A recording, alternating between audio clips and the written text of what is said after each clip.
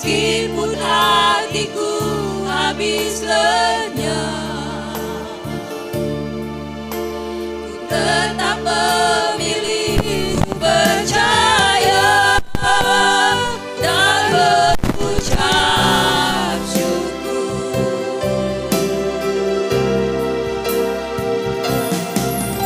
Berkali-kali Kau menolong, berkali-kali Kau kuatkan dalam rasa sakit. Engkau ada, Yesus setia.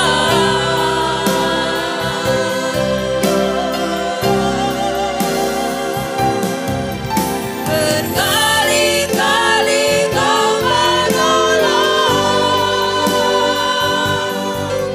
berkali-kali Kau kuatkan dalam resah gelap. Engkau ada, Yesus setia.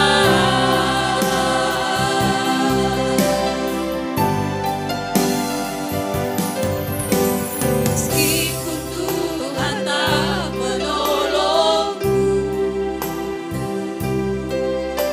meskipun duri dalam dagingku, ku tetap memilih dan percaya dan mengucap syukur.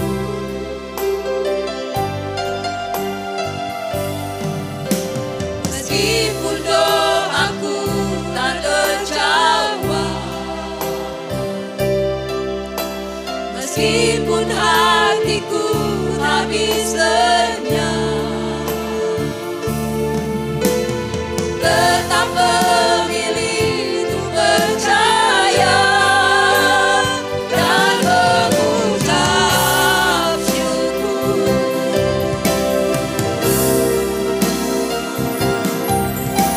Berkali-kali Kau menolong,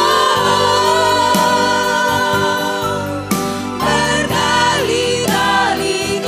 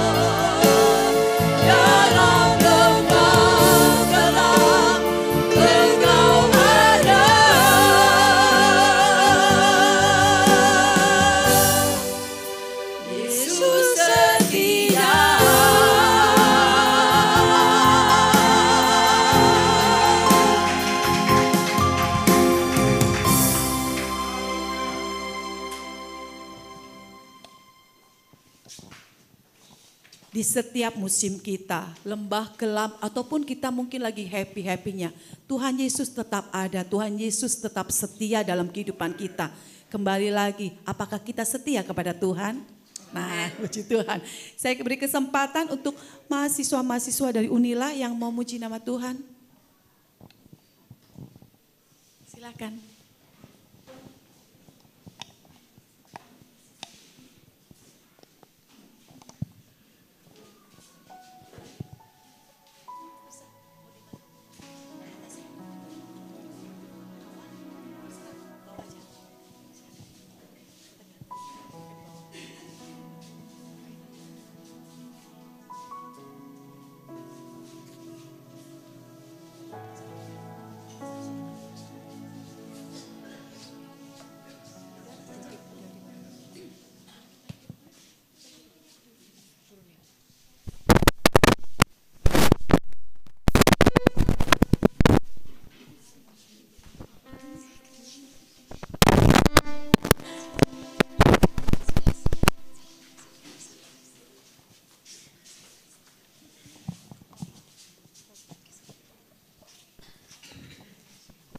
Shalom Bapak Ibu semua yang hadir pada hari ini. Ya, sebelumnya izinkan kami memperkenalkan diri, kami UKM Kristen Universitas Lampung, yang dimana kedatangan kami di sini yang pertama ingin bergereja bersama dan melakukan pencarian dana kami berupa persembahan pujian untuk memuliakan nama Tuhan, serta pencarian dana kami ini untuk acara Natal kami, yaitu Natal se-Universitas Lampung yang dilaksanakan pada tanggal 6 Desember 2024. Sebelumnya izinkan saya berkesaksian sebentar.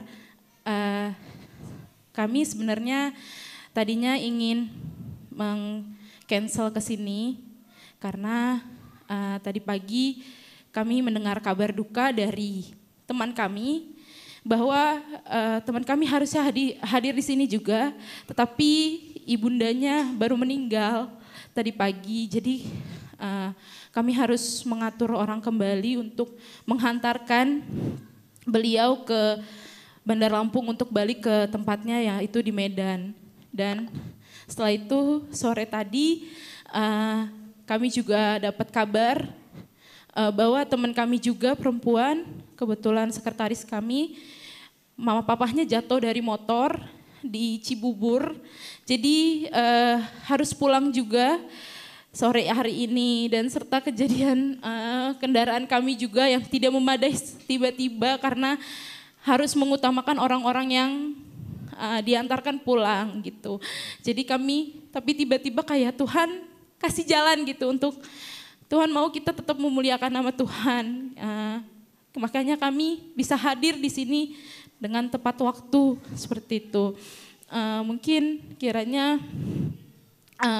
kami juga meminta doa untuk Bapak Ibu yang hadir pada saat ini, untuk teman-teman kami yang sedang mengalami mendapatkan hal yang buruk. Bapak Ibu boleh mendoakan. Kami cuma meminta doa untuk itu. Jadi kami sebentar mau melakukan persembahan pujian. Kami mengambil lagu yaitu Allah Peduli, di mana setiap banyak perkara yang kami hadapi, kami tahu Allah akan peduli semua hidup kami. Jadi Tuhan tidak akan pernah meninggalkan kami. Selamat mendengarkan Bapak Ibu.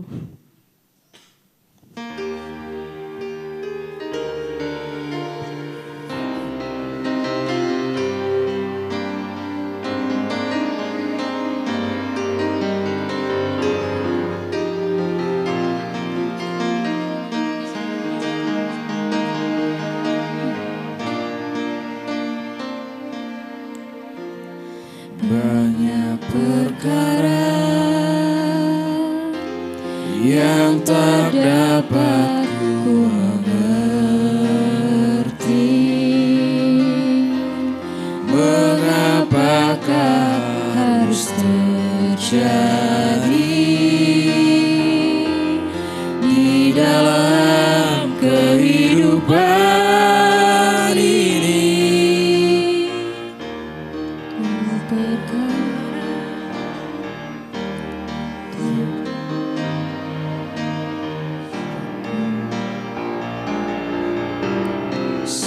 satu perkara yang ku simpan dalam hati, tiada satu pun yang terjadi tanpa Allah peduli.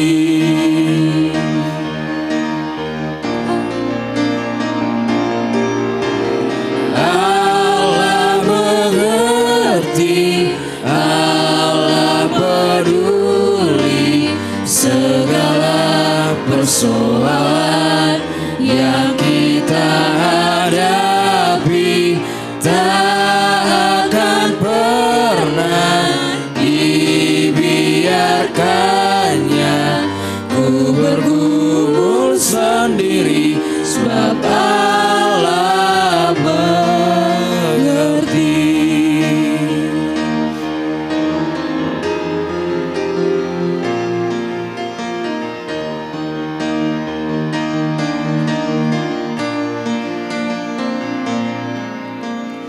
Banyak perkara yang tak dapat ku mengerti, mengapa harus terjadi di dalam kehidupan ini. Satu perkara yang ku simpan dalam hati, tiada satu yang terjadi tanpa Allah peduli.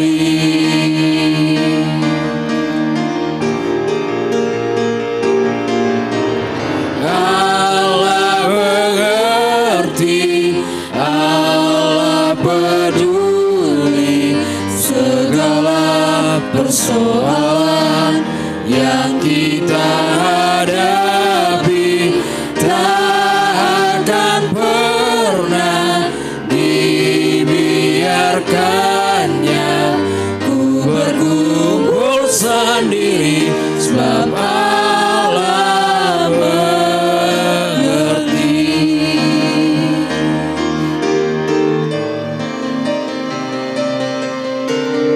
Allah mengerti, Allah peduli segala persoalan yang kita hadapi, tak akan pernah dibiarkannya ku bergumul sendiri, sebab Allah mengerti.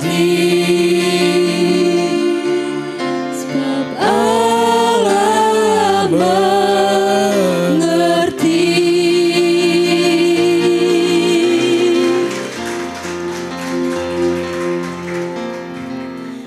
Terima kasih Bapak Ibu.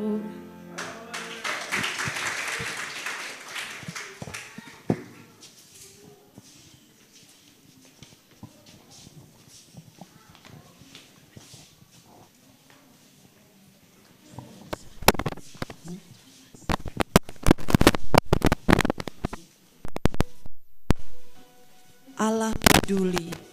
Dia tidak akan pernah membiarkan, karena Allah begitu sangat-sangat mencintai kita. Amin. Kita bantu dalam doa untuk setiap pergumulan dari anak-anak mahasiswa. Biarlah untuk orang tua yang sudah dipanggil, keluarganya diberi kekuatan ya. Dan yang jatuh tadi semoga Tuhan pulihkan. Amin, puji nama Tuhan. Tiba saatnya kita akan mendengarkan kebenaran firman Tuhan. Kita percaya Tuhan kita adalah Tuhan yang dahsyat. Dia akan menjawab setiap persoalan kita lewat sharing kebenaran firman Tuhan yang akan ditaburkan. Kita percaya firman yang ditaburkan tidak akan berlalu begitu saja. Biarlah firman itu boleh tertanam di dalam hati kita dan kita menjadi Dan kita boleh berbuah oleh karena firman itu. Saya jemput semua untuk bangkit berdiri. Kita akan menyanyikan lagu Betapa Dahsyat Engkau Tuhan. Amin.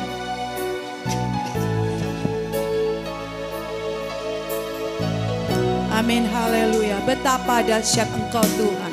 Betapa dahsyat Engkau Tuhan, Pencipta segala yang ada, dulu sekarang sampai selamanya. Hanya Engkau Tuhan, tak terselami pikiranmu, tak terukur panjang setiamu, dulu sekarang sampai selamanya. Hanya Engkau Tuhan, ku sembah Engkau Yesus. Hanya Engkau Allah di hidupku, Tiada yang lain, tiada yang lain, hanya Kau, hanya Engkau Tuhan, selamanya Kau tetap Allah dalam dunia. Semua bergoncang, tak tergoyahkan, Kau tetap Allah. nyanyikan lagu ini dari awal. Betapa dahsyat Engkau Tuhan. Amin. Betapa dahsyat Engkau Tuhan, Pencipta segala yang ada, dulu sekarang sampai selamanya. Hanya Engkau Tuhan,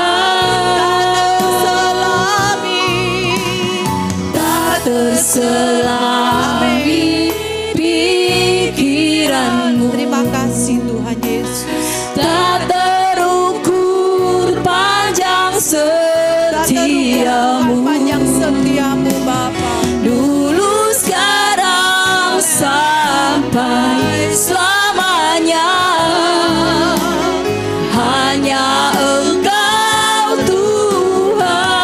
Tuhan, ku sembah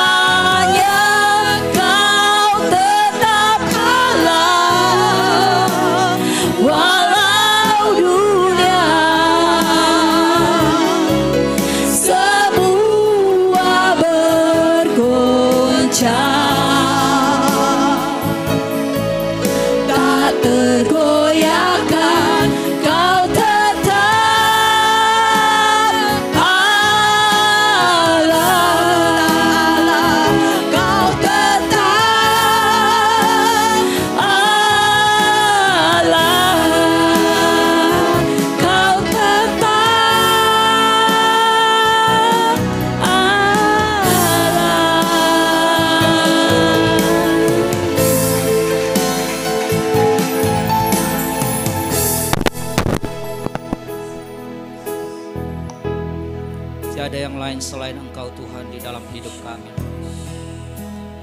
Hanya Engkaulah Tuhan, hanya Engkaulah Tuhan di dalam hidup kami. Sekalipun Tuhan bumi bergoncang, laut bergelora, tetapi kasih-Mu kepada kami tetap Tuhan. Bahwa Engkau memandang kami sebagai anak-anak-Mu yang Kau kasihi. Dan itu sesuatu hal yang sangat luar biasa di dalam hidup kami. Kami tahu Tuhan Engkau selalu berperkara dalam kehidupan kami. Sekalipun mungkin Tuhan kami tidak memahami dan tidak mengerti. Tetapi sejak kami mempercayai Engkau, Bapa membawa hidup kami Tuhan. Engkau Tuhan memiliki kehidupan kami seutuhnya. Tidak ada sesuatu apapun Tuhan rancangan di dalam hidup yang kami jalani Tuhan. Dalam rancangan kecelakaan, tetapi Tuhan Engkau memberikan Tuhan masa depan yang penuh dengan harapan. Dan itulah yang kami pegang, janji kebenaran firman-Mu dulu, sekarang, dan sampai selama-lamanya. Sebab Engkau adalah Allah yang setia. Terima kasih Bapa. Terima kasih Tuhan. Engkau juga yang Tuhan yang sudah menunjukkan kasih-Mu, menjamah kami Tuhan yang saat ini hadir. Yang Tuhan boleh Engkau izinkan kami boleh bersama-sama bersekutu dalam kami memuji menyembah Tuhan. Kami tahu Tuhan, apa yang kami persembahkan masih jauh dari segala kesempurnaan dibandingkan dengan kasih setia-Mu yang telah Engkau berikan kepada kami. Tetapi inilah Tuhan bagian daripada hati kami ya Tuhan, yang rindu selalu menyenangkan-Mu dengan pujian kami, dengan penyembahan kami. Kiranya Tuhan Engkaulah yang berkenan di atas semuanya. Engkaulah dipuji, Engkaulah ditinggikan, dan Engkaulah dimuliakan. Terima kasih Bapa. Saat ini Tuhan kami juga akan menyiapkan hati kami untuk kami mau mendengarkan kebenaran firman-Mu. Tuhan Engkau juga tunjukkan Tuhan kuasa-Mu, kasih setia-Mu Tuhan melalui kebenaran firman-Mu saat ini. Dan berbicaralah kepada kami semua. Kami yakin dan percaya Tuhan, sebab firman Tuhan yang kami dengar akan menumbuhkan iman keyakinan kami yang teguh akan Engkau.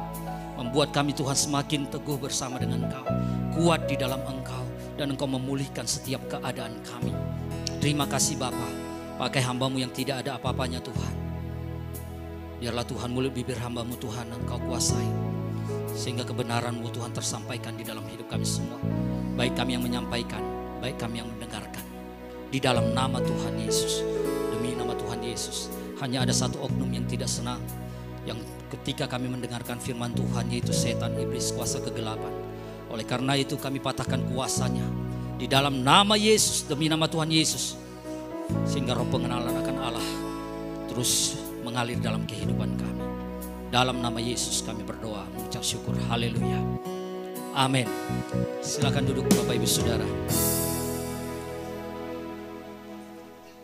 Shalom. Boleh? Puji nama Tuhan. Tuhan Yesus baik, amin. Terima kasih buat Bapak Gembala dan Ibu yang sudah boleh mempercayakan kami dari tim Glory Ministry boleh mengambil bagian dalam pelayanan, dan secara khusus mewakili semua teman-teman kami di Glory Ministry. Kalau dipercayakan hari ini untuk menyampaikan firman Tuhan, itu satu anugerah bukan kekuatan, tetapi apapun itu bagian dari pelayanan hidup kita hanya untuk memuliakan nama Tuhan. Ya, baik, perkenalkan nama saya Cik Kwang. Saya juga hamba Tuhan, satu sinode dengan Bapak Thomas, Bapak Gembala di tempat ini. Dan selain itu juga saya juga melayani di pemerintahan, tepatnya di Satuan Kerja Wilayah Provinsi Lampung di bagian Kementerian Agama, bagian penyuluh agama Kristen yang ditugaskan di wilayah Kabupaten Pesawaran. Ya, jadi kami banyak juga mengunjungi, menyampaikan pembinaan umat bagi gereja, bagi jemaat Tuhan, dan beberapa instansi-instansi dalam pemerintahan. Itu sebagian dari perkenalan kita. Untuk lebih lanjutnya kita lebih mengutamakan pesan kebenaran firman Tuhan. Amin. Ya, Bapak Ibu Saudara yang kasih oleh Tuhan, pada hari ini tema yang diberikan kepada saya untuk menyampaikan firman Tuhan adalah makna perjamuan kudus bagi orang percaya. Ya, makna perjamuan kudus bagi orang percaya, dan ini satu tema yang sangat menarik. Ya, karena memang jarang-jarang juga sih ya untuk mengambil satu tema tentang perjamuan kudus. Apa karena mungkin di momentum ada perjamuan kudus, Pak Gembala? Ya. Ya, tetapi apapun itu tetaplah firman Tuhan ya dan amin. Nah, makna perjamuan kudus bagi orang percaya, kita akan buka Alkitab kita di dalam 1 Korintus pasal 11 ayat 23 sampai ayatnya yang ke-26. Di slide sudah saya berikan ayat ini, tetapi mungkin tidak jelas atau tulisannya terlalu kecil, tetapi mungkin bisa menolong juga kalau Bapak Ibu punya Alkitab untuk bisa kita baca. Ya, dalam 1 Korintus 11 ayat 23 sampai ayat yang ke-26, saya bacakan bagi kita firman Tuhan. Sebab apa yang telah kuteruskan kepadamu, telah aku terima dari Tuhan, yaitu bahwa Tuhan Yesus pada malam waktu ia diserahkan mengambil roti, dan sesudah itu ia mengucap syukur atasnya, ia memecah-mecahkannya dan berkata, inilah tubuhku yang diserahkan bagi kamu, perbuatlah ini menjadi peringatan akan aku. Demikian juga ia mengambil cawan sesudah makan, lalu berkata, cawan ini adalah perjanjian baru yang dimateraikan oleh darahku, perbuatlah ini setiap kali kamu meminumnya menjadi peringatan akan aku. Sebab setiap kali kamu makan roti ini dan minum cawan ini, kamu memberitakan kematian Tuhan sampai ia datang. Bapak Ibu Saudara yang dikasihi oleh Tuhan, dengan tema firman Tuhan makna perjamuan kudus bagi orang percaya, maka Bapak Ibu kita harus tahu bahwa perjamuan kudus itu merupakan sakramen. Sesuatu yang sangat sakral bagi gereja. Kalau di gereja Katolik itu menganut 7 sakramen, tetapi kalau gereja Protestan itu menganut 2 sakramen. Yang pertama adalah baptisan kudus dan yang kedua adalah perjamuan kudus. Dan perjamuan kudus adalah sakramen yang sangat penting dalam iman Kristen. Setiap kali kita mengikuti perjamuan kudus, maka kita diingatkan akan pengorbanan Yesus di kayu salib demi menebus dosa-dosa kita.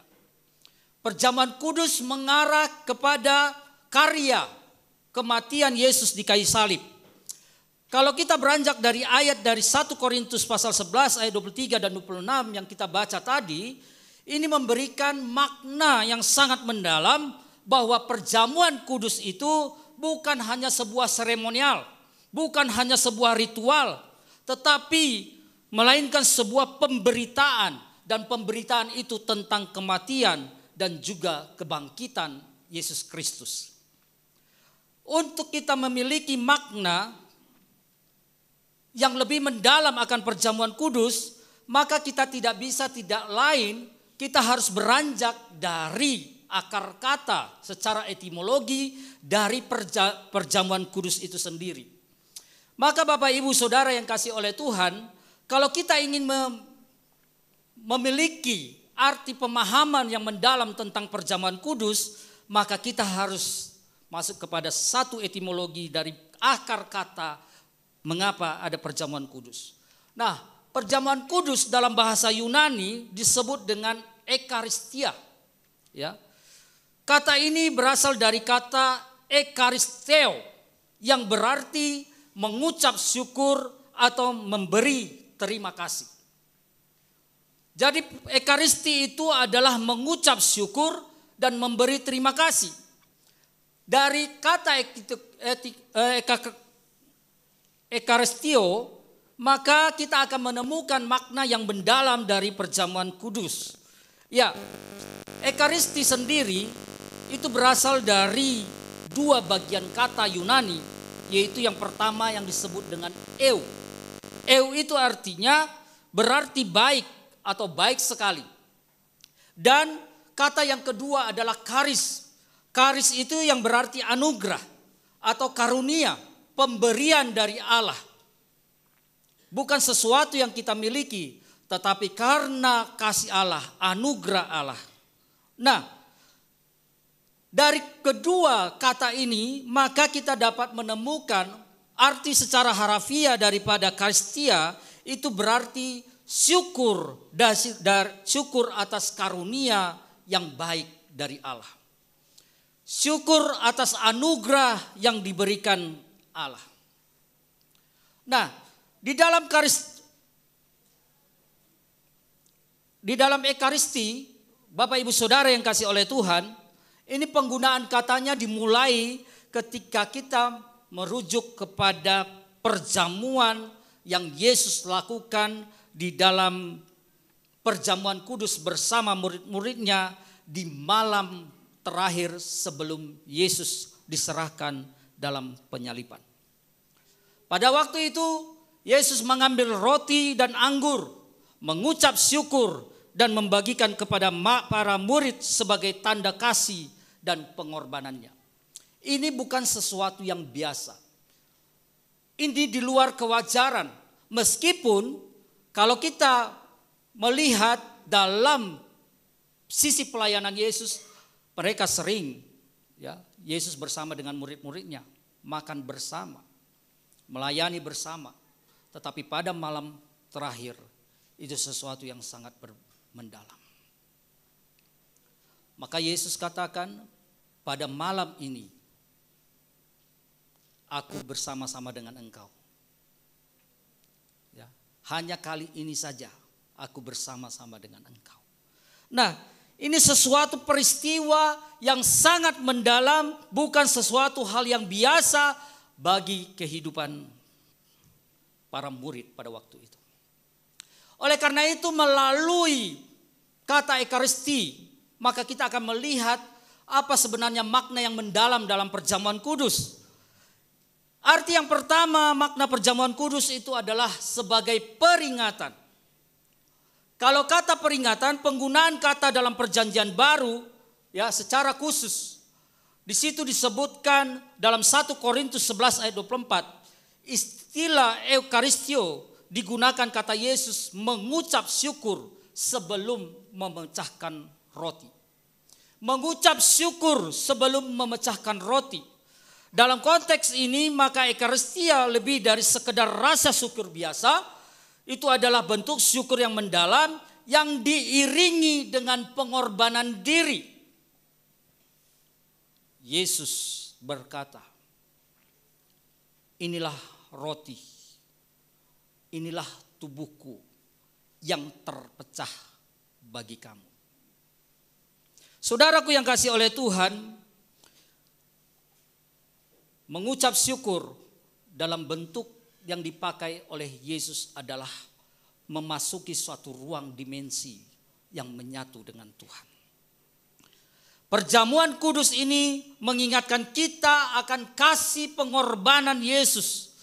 Ketika kita mengambil roti dan anggur, maka kita mengingat bahwa itu adalah tubuh dan darahnya yang telah tercurah untuk menebus dosa kita. Tubuh yang terpecah, darah yang tercurah untuk menebus dosa kita. Maka sebelum itu terjadi, karena itu akan terjadi, tidak bisa dihindari. Walaupun Yesus secara pribadi bergumul akan itu. Sebab setelah itu dia pergi ke Taman Getsemani dan dia berdoa dan berkata, ya Bapa, kalaulah boleh cawan ini lalu daripadaku. Tetapi bukanlah kehendakku yang jadi, melainkan kehendak-Mu. Tetapi secara profetik Yesus sudah mengatakan inilah tubuhku dan darahku. Maka perjamuan kudus ini selalu mengingatkan akan kasih Tuhan yang dalam dan pengorbanan Yesus yang menderita di kayu salib hanya untuk menebus dosa kita. Bapak Ibu Saudara, kalau kita menilik dari apa yang disampaikan oleh seorang tokoh reformator yang bernama Zwingli, selain daripada ada Martin Luther dan John Calvin, Maka Zwingli, menurut Zwingli, elemen roti dan anggur dalam perjamuan kudus berfungsi sebagai peringatan dan juga deklarasi iman.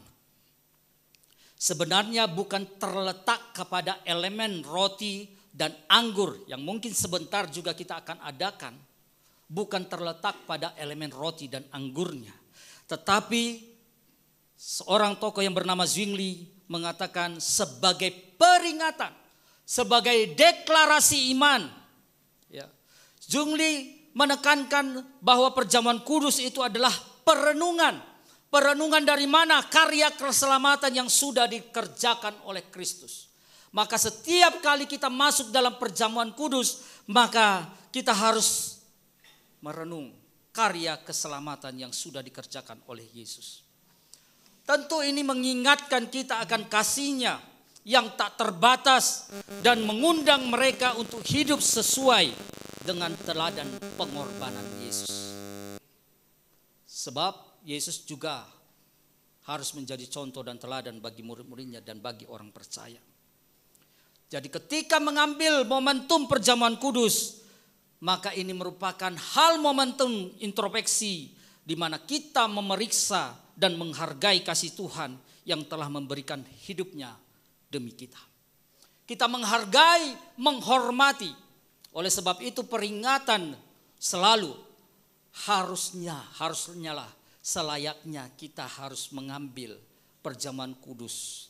Kalau kita belum layak, maka ujilah dirimu sendiri. Tetapi banyak kadangkala ini menjadi suatu momen ritual, momen sakramen, seremonial yang kadangkala jemaat melalaikan. Nah, ini harus disikapi. Karena perjamuan kudus saya katakan, saya berikan catatan bahwa itu adalah sakral. Sesuatu yang suci. Maka kita harus masuk dalam dimensi yang mendalam akan makna perjamuan kudus ini. Amin. Amin Bapak Ibu. Ya. Perjamuan kudus memiliki akar yang sangat kaya dalam pemahaman Kristen. Kalau orang Kristen tidak ada yang tidak masuk dalam dimensi perjamuan kudus ini. Semua orang yang percaya harus masuk dalam pemahaman perjamuan kudus yang benar. Memang simbol perjamuan kudus itu adalah simbol pengorbanan Kristus, ya. Roti dan anggur kita tahu bersama, bahkan mungkin sudah tidak asing lagi bagi kita bahwa roti dan anggur itu melambangkan tubuh dan darah Kristus yang dikorbankan di kayu salib untuk keselamatan umat manusia. Tetapi menurut teologi, roti yang dipecahkan dan anggur yang dicurahkan atau dituang melambangkan tindakan Kristus yang menyerahkan dirinya sepenuhnya. Maka dia katakan, engkau bersama-sama dengan aku, semeja dengan aku. Tindakan Kristus yang menyerahkan totalitas kehidupannya sepenuhnya, di mana dosa manusia akan ditanggung di dalam dirinya. Dan John Calvin, seorang teolog Protestan yang sangat terkenal, mengatakan, memandang bahwa itu adalah sarana kasih karunia, di mana Roh Kudus bekerja untuk menyatukan umat percaya dengan Kristus dalam perjamuan. Sarana kasih karunia yang mempersatukan Yesus dengan jemaatnya, Yesus dengan umatnya, satu di dalam tubuh Kristus.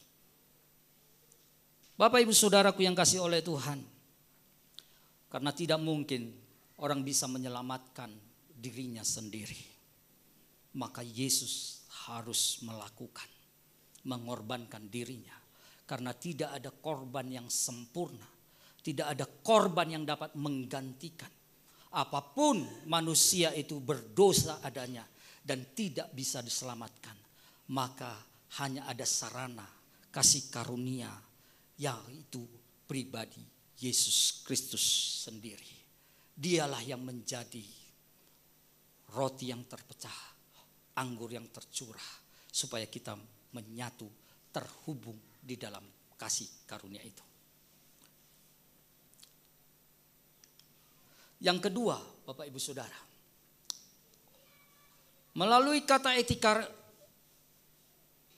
ekaristi, makna yang kedua tentang perjamuan kudus. Perjamuan kudus itu sebagai pengakuan iman. Pengakuan iman orang Kristen. Perjamuan kudus bukan hanya sekedar sebuah tindakan makan-makan dan minum, tetapi sebuah ungkapan pengakuan akan karya penebusan Kristus. Kalau bagi gereja perdana atau gereja mula-mula, Eukaristi juga mencakup esensi kehadiran Allah. Esensi kehadiran Allah yang mempersatukan adanya persatuan umat di dalam Kristus Yesus.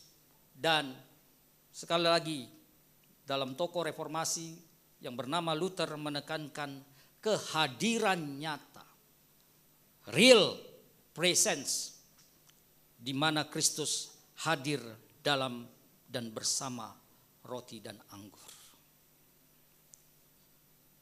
Sekalipun kita tidak mempersoalkan elemen, sebab banyak doktrin gereja yang berbeda tentang elemen roti dan anggur. Ada yang mengimani bahwa roti itu memang benar-benar berubah menjadi tubuh, anggur memang berubah menjadi darah. Ada yang meyakini seperti itu. Tetapi ada yang mengatakan itu hanya sebuah simbol, itu hanya sebuah lambang. Tapi terlepas daripada itu, meyakini sesuatu hal apapun sebenarnya tidak mengesampingkan esensi makna yang sesungguhnya, bahwa roti dan anggur adalah darah tubuh Yesus Kristus yang tercurah bagi kita, yang melambangkan kehadiran yang nyata, real presence, di mana Kristus hadir bersama dengan umatnya. Saat kita memakan, saat kita minum anggur, maka kita menyatu di dalam Kristus. Di dalam orang percaya mengucap syukur atas keselamatan yang diterima melalui pengorbanan Yesus Kristus. Inilah sesungguhnya maknanya. Ya. Maka mulai dari sekarang Bapak Ibu, kita harus mengambil langkah satu bijaksana dalam kita memperingati atau dalam kita mengikuti dalam perjamuan kudus. Ketika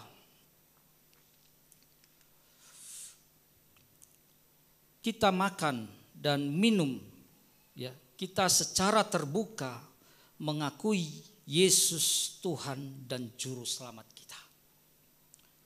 Ketika kita berada dalam perjamuan kudus, maka kita harus mendeklarasikan keyakinan kita bahwa Yesus adalah Tuhan, bahwa Yesus satu-satunya Juru Selamat. Kita mengingatkan bahwa kita adalah bagian dari tubuh Kristus, yaitu gerejanya. Maka gereja disebut dengan eklesia. Ya, gereja itu adalah tubuh Kristus. Yesus sebagai kepala dan kita gereja adalah tubuh. Disinilah kesempatan untuk menyatakan iman kita kepada dunia. Bahwa Yesus telah mati untuk kita dan bangkit mengalahkan maut. Oleh karena itu, di dalam perjamuan kudus kita diingatkan untuk memberitakan kematian Tuhan. Berarti menyampaikan pesan Injil kepada dunia.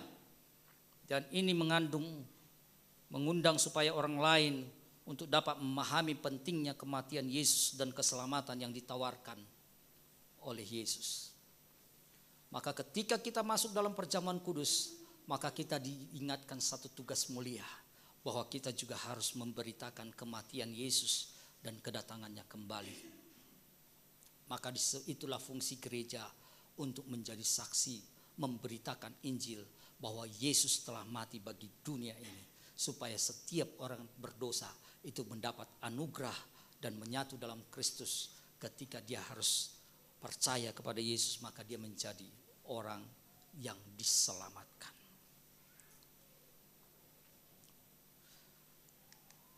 Thomas Aquino mengatakan bahwa saat melakukan perjamuan kudus, umat percaya disatukan dalam tubuh Kristus. Melalui makan dan minum roti dan anggur, umat beriman memasuki persatuan yang mendalam dengan Tuhan dan sesama. Kalau kamu saya mengatakan satu DNA dengan Kristus. Maka ketika satu DNA dengan Kristus, maka setiap kehidupan kita yang lama itu tidak lagi seharusnya menonjol. Maka ketika Paulus menyatakan iman percayanya kepada Tuhan, dia katakan, namun aku bukan lagi aku yang hidup, tetapi Kristus yang hidup di dalam aku. Segala sesuatunya berorientasi kepada Kristus Yesus, bukan berorientasi pada diri kita sendiri. Amin, Bapak Ibu Saudara. Ya. Selanjutnya, apa makna perjamuan kudus sesuai dengan Ekaristi tadi? Bapak Ibu Saudara yang kasih oleh Tuhan, yang ketiga, makna dari perjamuan kudus. Ya. Sorry, ada trouble. Oh ya. Ya. Makna yang ketiga dari perjamuan kudus sesuai dengan kata Ekaristi tadi, yaitu keterkaitan dengan rasa syukur dan pengharapan. Dengan kita melakukan perjamuan kudus, memaknai perjamuan sebagai Ekaristi, kita diingatkan untuk menghargai kasih Tuhan yang besar, kasih Tuhan yang mulia, dan menjawab dengan hati yang penuh syukur, komitmen dan penghormatan dan pengorbanan Yesus. Kalau tidak ada pengorbanan Yesus, maka tidak ada keselamatan. Mustahil manusia diselamatkan kalau bukan ada pengorbanan Yesus. Sia-sia juga iman percaya kita kalau Yesus tidak mati. Dan inilah yang seharusnya menjadi ucapan syukur kita. Bukan kita senang karena Yesus mati buat kita, bukan. Tetapi kita mendapatkan anugerah yang sangat luar biasa. Seharusnya kitalah yang harus mati bagi dosa-dosa kita. Seharusnya kitalah yang menjadi korban bagi dosa-dosa kita. Tetapi melalui perjamuan kudus kita diingatkan bahwa kita mendapat kasih karunia yang besar dari Tuhan. Sehingga kita harus bersyukur dan mengambil satu komitmen untuk selalu menghormati akan pengorbanan Yesus. Dan kita bisa masuk ke dalam pengorbanan itu sendiri supaya kita pun bisa menjadi saksi bagi orang lain yang kadangkala menuntut pengorbanan juga dalam hidup kita. Maka banyak saksi-saksi Kristus, orang-orang terdahulu, para murid, para martir, mereka juga berkorban seperti Kristus hanya untuk keselamatan. Nomensen menjadi pahlawan iman di tanah Batak. Sehingga orang Batak banyak menjadi orang Kristen.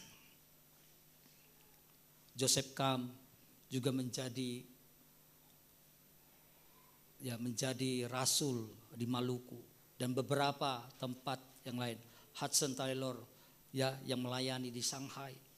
Banyak orang-orang yang dipanggil Tuhan karena mengerti akan panggilan keselamatan, sehingga mereka pun demi nyawa mereka sendiri, mereka mempertaruhkan hanya untuk demi Injil. Seharusnya kita juga terpanggil menjadi orang-orang yang demikian. Amin. Yang kelima, Bapak Ibu Saudara. Yang keempat, terlalu cepat sampai kelima. Mungkin supaya jangan terlalu semangat. Baik, yang kelima Bapak Ibu Saudara, makna perjamuan kudus adalah sebagai pengharapan. Ya, perjamuan kudus itu memberikan kita pengharapan akan kedatangan Yesus kembali. Dalam ayat ini Paulus menegaskan di dalam surat 1 Korintus pasal 11 tadi, itu mengingatkan bahwa dikatakan setiap kali kita mengikuti perjamuan kudus, kita diingatkan akan janji bahwa Yesus akan datang kembali untuk membawa kita pada kehidupan yang kekal bersamanya. Karya keselamatan Yesus Kristus, puncak dari karyanya adalah kematian Yesus Kristus. Tetapi belum akhir, sebab masih ada janji yang harus terpenuhi, yaitu kedatangannya kembali. Itu sebabnya setiap kita mengucap syukur dalam saat akhir peribadahan kita, banyak beberapa hamba Tuhan yang juga mengucap berkat sampai kedatangan Tuhan Yesus yang kedua kalinya. Ini adalah satu janji iman yang kita harus pegang, bahwa Tuhan Yesus akan datang. Oleh karena itu kita harus mempersiapkan diri kita. Kapan waktunya tidak tahu, ya, tetapi pasti itu terjadi. Tentu hal inilah yang memperkuat pengharapan kita dan memberikan motivasi kepada kita untuk hidup setia dan kudus sampai menantikan kedatangannya. Oleh sebab itu sebagai anak-anak Tuhan maka kita harus memperjuangkan iman kita. Jangan sampai melemah, jangan sampai remuk, tetapi kita harus kuat di dalam iman. Karena kasih karunia Allah yang Tuhan berikan itu besar, sempurna, dan tidak ada gantinya dengan apapun juga. Oleh karena itu mari kita harus memperjuangkan. Walaupun mungkin kita lelah, walaupun mungkin kita capek, walaupun mungkin kita berkorban, walaupun kita mungkin sakit. Tetapi janji pengharapan Tuhan yang memberikan kekuatan buat kita. Ya, kalau kita ingat akan kasih Tuhan, maka persoalan-persoalan apapun yang terjadi dalam hidup kita bukan menjadi penghalang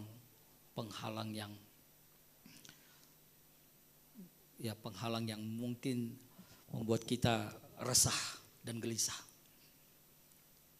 Tetapi ini justru akan memberikan sesuatu kekuatan.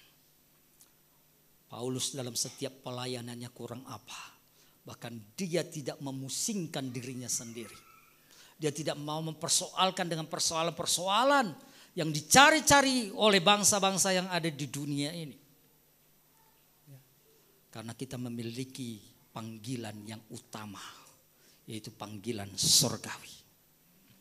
Maka kerjakanlah keselamatan yang Tuhan anugerahkan bagi kita. Sangat penting, sangat penting. Kita dipanggil oleh Tuhan untuk memperjuangkan kasih karunia yang Tuhan berikan kepada kita.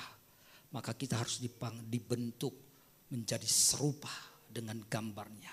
Diproses, dibaharui terus menerus sampai disempurnakan. Sampai kapan? Sampai proses ini terus berjalan. Maka kita harus yang kudus semakin kudus. Yang jahat harusnya bertobat. Meninggalkan jalan-jalannya yang sesat. Meninggalkan jalan-jalan yang salah. Karena itulah kita dipanggil.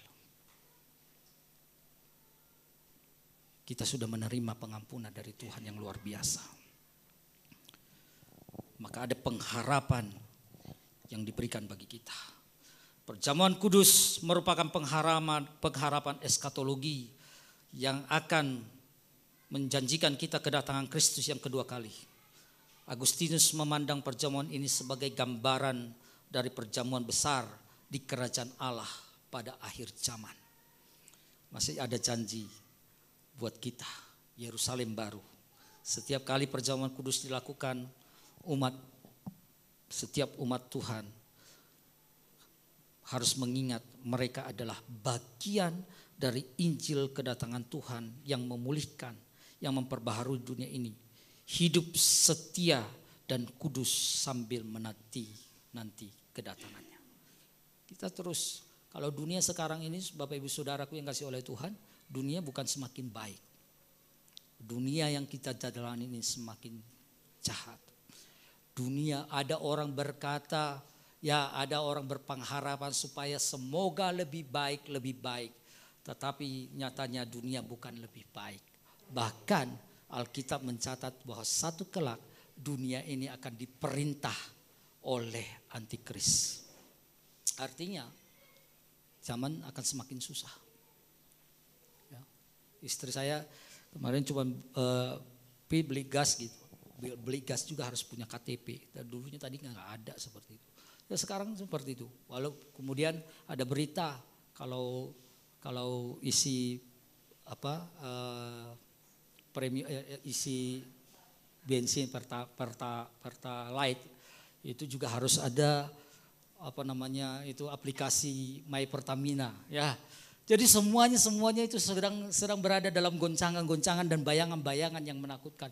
Semuanya semakin memberikan rasa ketakutan dan kecemasan. Ya. Saya bergurau dengan istri saya. Mi, kalau papi ini justru menjadi target utama ini. Karena apa? Karena kalau kami di ASN ini semuanya serba digital. Ya. Kalau saya itu sudah terdaftar, NIK-nya sudah terdaftar. Ya. Jadi dalam pemerintahan ini sesuatunya sudah masuk kepada era zaman digitalisasi. Ya. Semua data sudah ada. Wah, kalau kita kayaknya kalau zaman antikristus ini bagaimana ini? Tidak mengikuti sistem pemerintahan ini bagaimana? Ya. Harus membuat satu keputusan. Kalau orang yang wira swasta mah gampang aja. Ya. Karena zaman akhir akan datang kan, kesusahan besar. Ya, kesusahan dari hal yang kecil sampai kesusahan yang besar. Jangan dianggap remeh Bapak Ibu. Oleh sebab itulah perjamuan kudus mengingatkan kita akan kedatangan Tuhan Yesus Kristus. Setiap kali kita berpercaya, supaya kita menginginkan saatnya tiba. Sebelum datang kesusahan besar itu, kita sudah terangkat di dalam panggilan Yesus yang kedua kali. Amin. Ya, itu Bapak Ibu Saudara. Nah, lalu apa aplikasi dalam kehidupan kita dalam perjamuan kudus yang selalu kita adakan? Aplikasi dalam kehidupan perjamuan kudus, maka melalui perjamuan kudus kita diingatkan untuk hidup dalam kasih seperti yang diteladankan Yesus. Kita diajak untuk mengampuni dan mengasihi sesama serta memelihara hubungan yang benar dengan Tuhan dan orang lain. Sebagai orang percaya, perjamuan kudus juga menjadi panggilan untuk tetap menjaga pengharapan dan tetap hidup kudus karena kita tahu bahwa Tuhan akan datang kembali. Bapak Ibu Saudara yang kasih oleh Tuhan, kalau kita mengambil satu langkah untuk hidup masuk dalam perjamuan kudus, maka Bapak Ibu Saudara introspeksi diri. Ada banyak orang mengabaikan perkara ini. Ketika dia mau masuk dalam perjamuan kudus, dia tidak memiliki sesuatu penghormatan. Ada banyak orang anak-anak Tuhan yang belum mengampuni. Orang yang tidak mau mengampuni tidak boleh ikut perjamuan kudus. Ya. Orang yang tidak mau mengampuni tidak boleh masuk perjamuan kudus. Orang yang tidak menguduskan dirinya tidak boleh masuk dalam perjamuan kudus. Itu penting. Saya ingatkan bahwa itu sesuatu yang sakral. Paulus mengatakan kalau tidak dia berdosa kepada tubuh dan darah Kristus. Dia berdosa kepada tubuh dan darah Kristus. Itu sebabnya mari kita harus mengambil sikap yang layak. Maka sebelum kamu mengambil perjamuan kudus, usahakanlah dirimu. Ingat kembali, ya, apa hal-hal yang belum dibereskan supaya dibereskan. Supaya kita layak boleh mendapatkan penyatuan dari Yesus Kristus yang sempurna. Akhirnya Bapak Ibu Saudara, perjamuan kudus seperti yang saya sampaikan dari awal bahwa perjamuan kudus itu bukan sekedar simbol, tetapi deklarasi iman yang hidup. Setiap kali kita melakukannya, kita memperingati, bersyukur, mengakui, dan menantikan Tuhan kita, kedatangan Tuhan kita. Oleh karena itu, marilah kita sambut perjamuan kudus dengan penuh hormat dan syukur sebagai bentuk kasih dan kesetiaan kita kepada Tuhan yang telah memberikan segalanya bagi kita. Amin. Tuhan Yesus memberkati. Mari kita bersatu di dalam doa.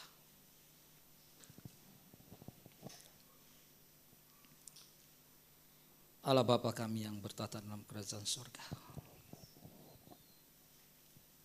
Syukur kami panjatkan kepadamu Tuhan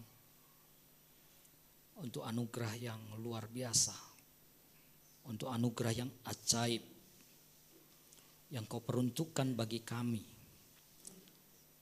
Yang kami adalah orang berdosa. Yang kami adalah orang yang tidak layak. Tetapi melalui kemurahan, melalui anugerah-Mu, Tuhan memanggil kami dengan panggilan yang ajaib untuk masuk di dalam kerajaan-Mu melalui hidup-Mu yang Engkau telah serahkan.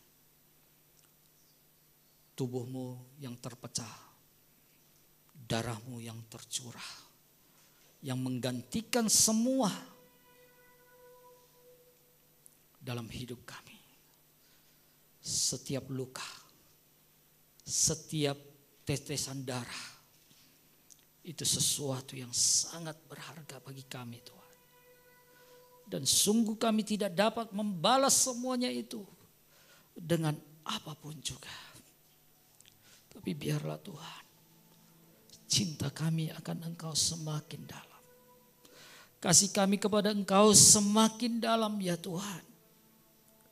Ketika kami boleh masuk semeja dengan Engkau. Biarlah kami mengingatkan akan karya Tuhan yang sempurna ini. Yang tidak kami akan tinggalkan di sepanjang hidup kami. Bapa, terima kasih untuk semuanya itu. Terima kasih Bapa. Haleluya, haleluya. Terima kasih buat firman-Mu ya Tuhan.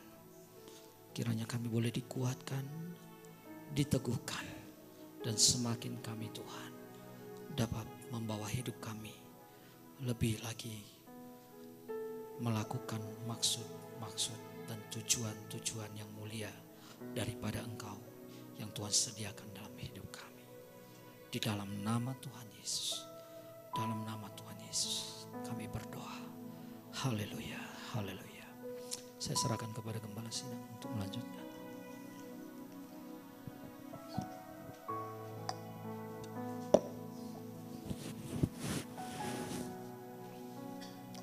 Haleluya, Bapak Ibu, kita siapkan hati kita untuk masuk dalam perjamuan kudus ya. Haleluya, terima kasih Bapak buat firman-Mu. Saat ini kami mau makan tubuh dan darah-Mu. Kiranya Engkau memberkati roti dan anggur yang menjadi unsur dalam perjamuan kudus. Haleluya, mari Bapak Ibu, sebelum kita mengambil perjamuan kudus, kita membereskan hati kita.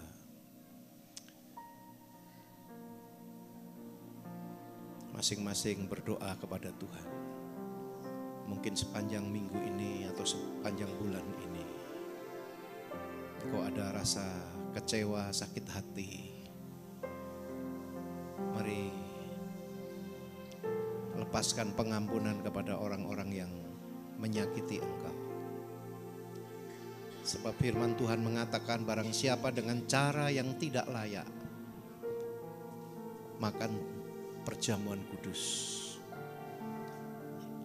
itu bisa mendatangkan sakit penyakit atau hukuman. Mari kita menghormati. Karena setiap kali kita makan perjamuan kudus, kita memperingati kematiannya. Di dalam kematian dan kebangkitannya, Tuhan sudah mengampuni kita. Oleh sebab itu kita juga harus saling mengampuni, saling mengasihi. Mari Bapak Ibu gunakan waktu ya, untuk berdoa mengampuni, ampuni orang-orang yang sudah menyakiti engkau. Kita nyanyikan pujian lagu Dolorosa. Haleluya. Haleluya. Saya undang petugas perjamuan kudus ya. Pak Yani, Pak Ngadio ya, dan Pak Yunus untuk maju ke depan.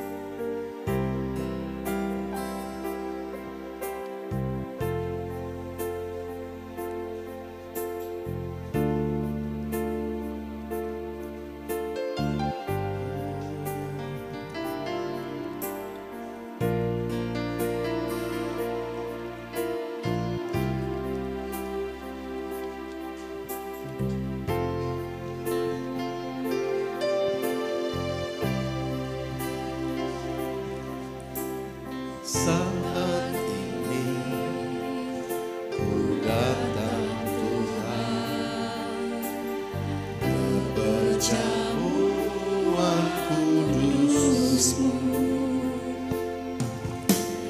Aku mau merenungkan agungan kasih-Mu. Dolorosa jalan sengsara, Kau pikul berat beban-Mu. Di atas bukit Kau disalibkan, menggantikan tempatku. Saat ini datang Tuhan, saat ini ku datang Tuhan, ke perjamuan kudus-Mu. Aku mau merenungkan keagungan kasih-Mu. Dolorosa jalan sengsara, Kau pikul berat beban-Ku.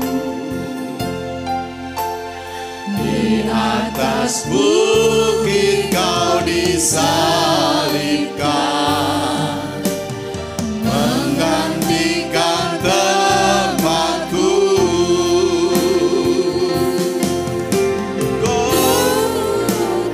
Golgota, darah-Mu mengalir, siksa-Mu sangat kecil. Kau tergantung hina, bermahkota duri. Golgota, mezbah kurban-Mu, bukti kasih sempurna. Mari kita bangkit berdiri. Kau hapus dosaku, Kau beri keselamatan,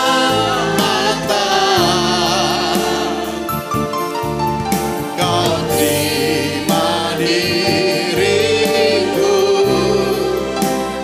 orang berdosa.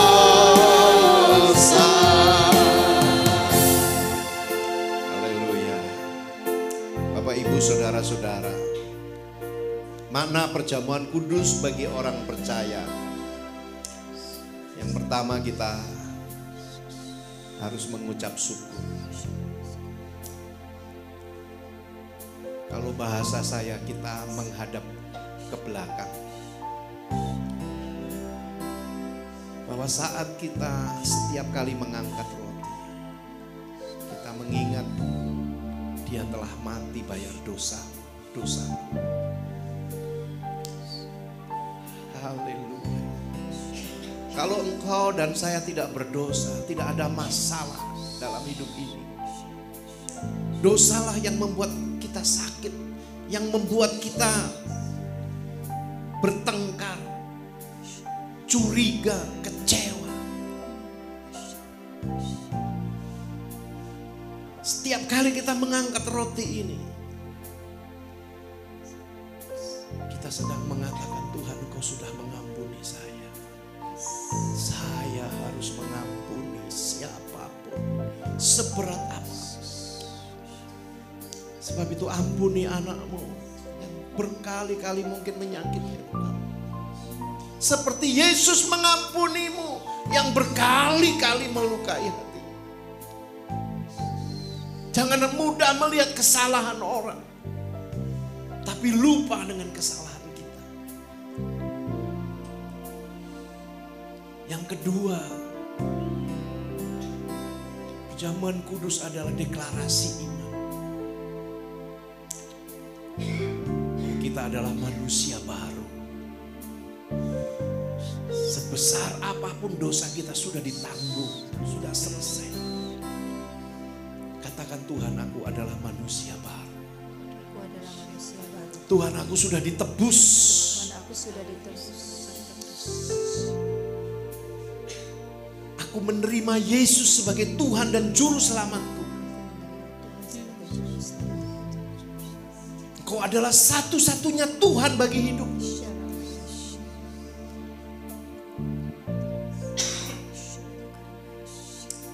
Haleluya.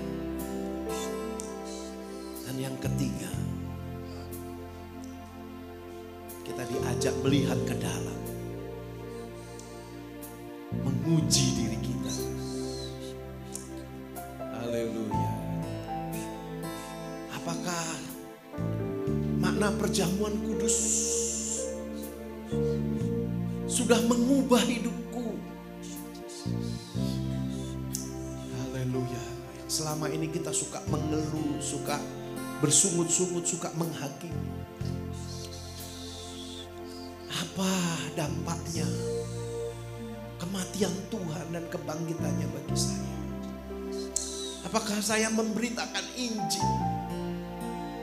Apakah saya menjadi saksi melalui perubahan hidup saya? Dan yang keempat, kita melihat ke depan. Kita diingatkan Dia akan datang. Haleluya. Seberat apapun masalah kita di dunia ini, Dia akan datang kembali dan mengangkat semua sakit penyakit kita, mengangkat semua penderitaan kita, kesulitan kita. Dengan dasar itu kita mengangkat roti ini di atas kepala kita. Mari saudara-saudara mengucap syukur. Apapun keadaanku Tuhan, aku mengucap syukur. Engkau lebih besar dari masalahku. Engkau lebih tahu masalahku Tuhan. Haleluya, haleluya. Sebab apa yang telah kuteruskan kepadamu telah aku terima dari Tuhan, yaitu Tuhan Yesus pada malam waktu Ia diserahkan mengambil roti.